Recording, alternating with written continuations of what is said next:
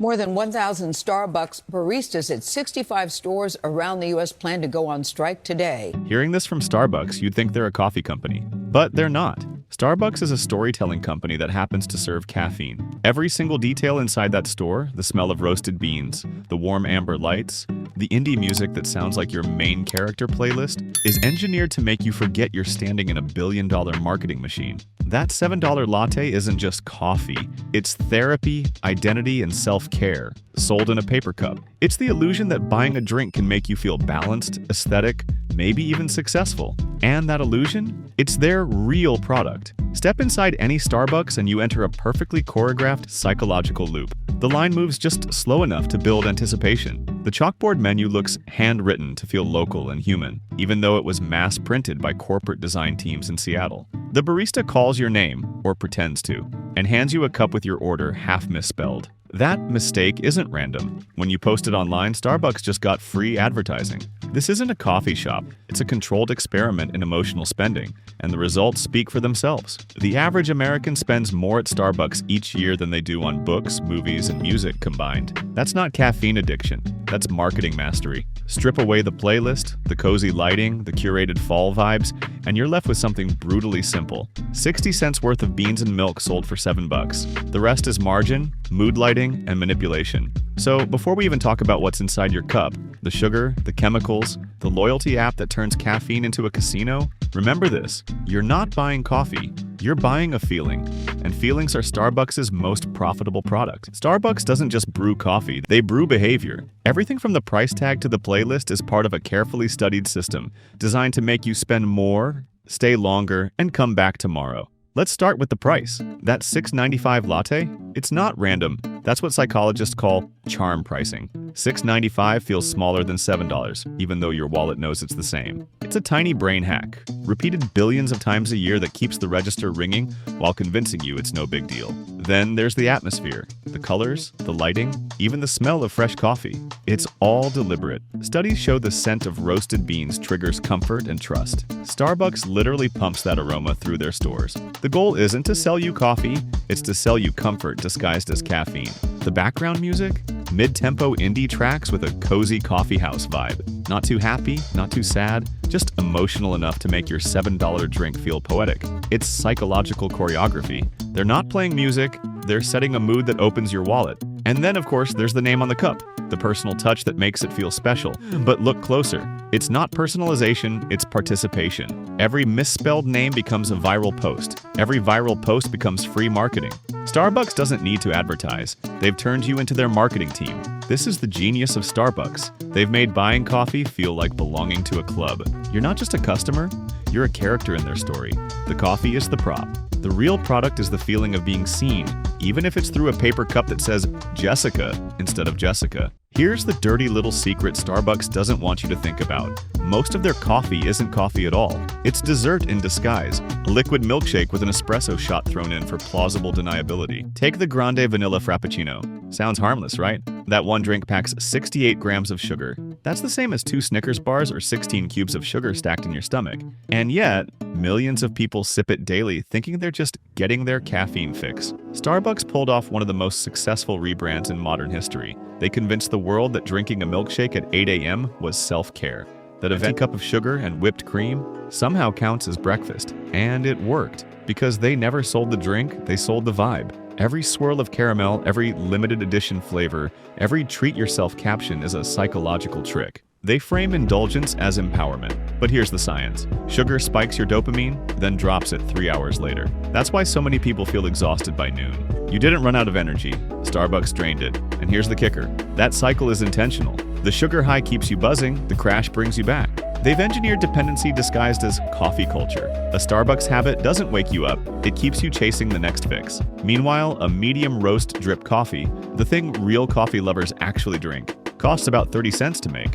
But that's not Instagrammable, so they drown it in whipped cream, slap a green logo on it, and sell it to you as a lifestyle. Starbucks doesn't sell caffeine. They sell a sugar high wrapped in self-love language. And the best part? They've made you believe it's your idea. If you think Starbucks marketing madness ends with sugar, think again. Because this winter, they turned a $25 glass bear-shaped cup into a nationwide panic attack. It started like every TikTok trend does. A few videos showing off a cute limited edition holiday cup.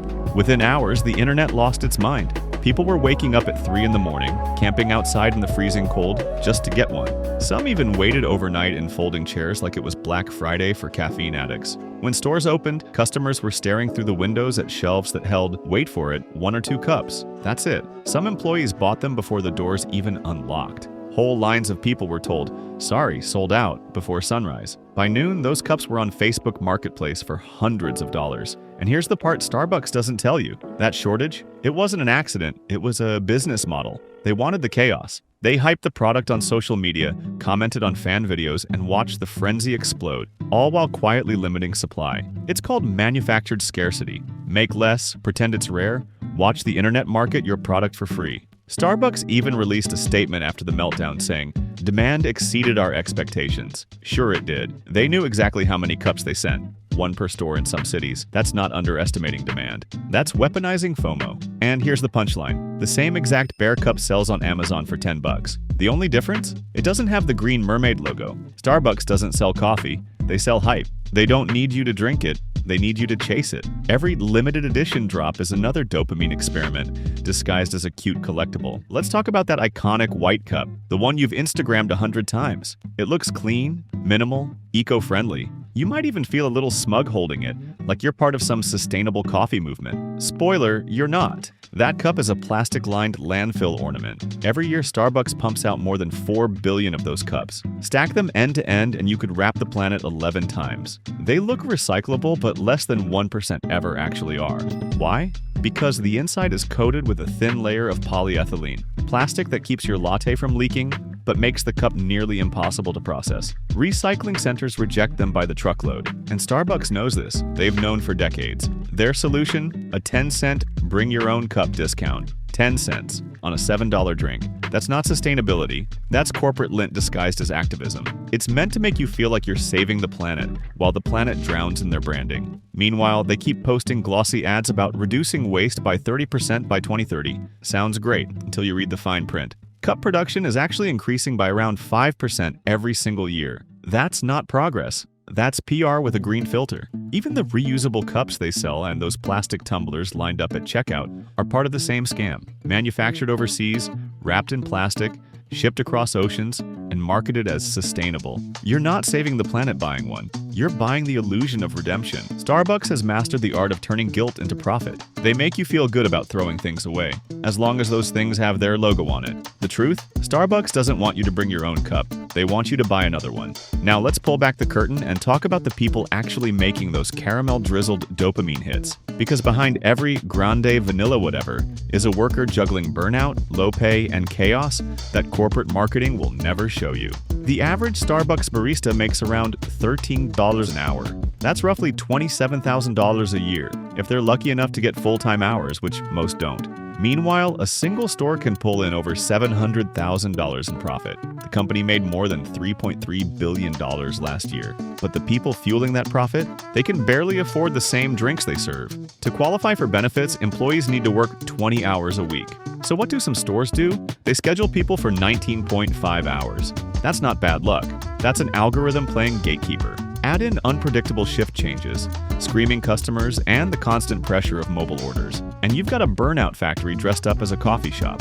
Some stores get over 100 mobile orders during the morning rush. Imagine making 8 drinks a minute while 3 different lines are yelling your name. That's not hospitality, that's a mental endurance test. The turnover rate at some locations? Close to 100% a year. That means the entire staff quits and gets replaced every single year. Walk into your local Starbucks and chances are, the barista handing you that pumpkin foam cold brew will be gone by the next season. Starbucks loves to call its team partners. Sounds nice, right? but real partners share profits, not panic attacks. The truth is, Starbucks has built an empire on emotional branding while quietly running one of the most exhausting fast food operations in the country. They're not just brewing coffee, they're brewing burnout. If you want proof that Starbucks has perfected psychological marketing, look no further than its most powerful weapon, the pumpkin spice latte. The drink that launched 1 billion Instagram posts. It's not just coffee, it's seasonal religion. Every year, like clockwork, Starbucks drops the PSL in early fall, and suddenly your feed turns into a pumpkin patch. But here's the crazy part. The first 12 years of its existence, the pumpkin spice latte didn't even contain pumpkin. It was sugar, spices, and a marketing fairy tale. Yet people lined up like pilgrims at a holy site. That's the genius. Starbucks knows that scarcity creates obsession. They make you wait 9 months just so you'll panic buy it for 3. And it works. The PSL now generates over $500 million every single year. That's $500 million for a drink that, nutritionally speaking, sits somewhere between a milkshake and a cupcake.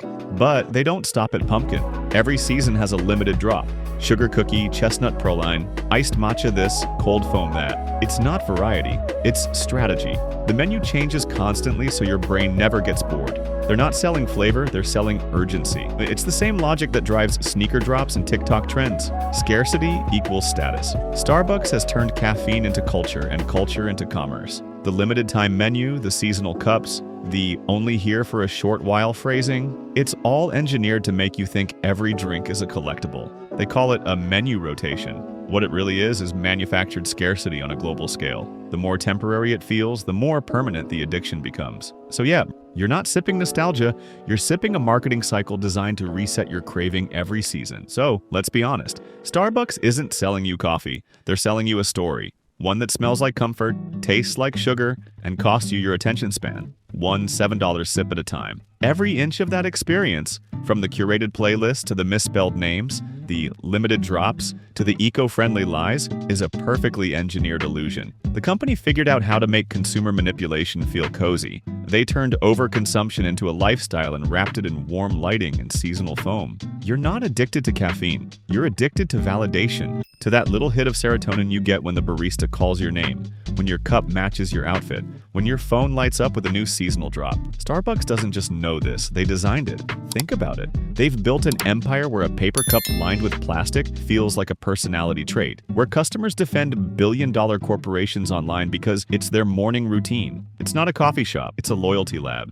So next time you hold that white cup, ask yourself, are you really drinking coffee or just the illusion of comfort? Because Starbucks doesn't just sell lattes, they sell lifestyles. And business is booming. If you enjoyed the video, like and subscribe, and I'll see you next time.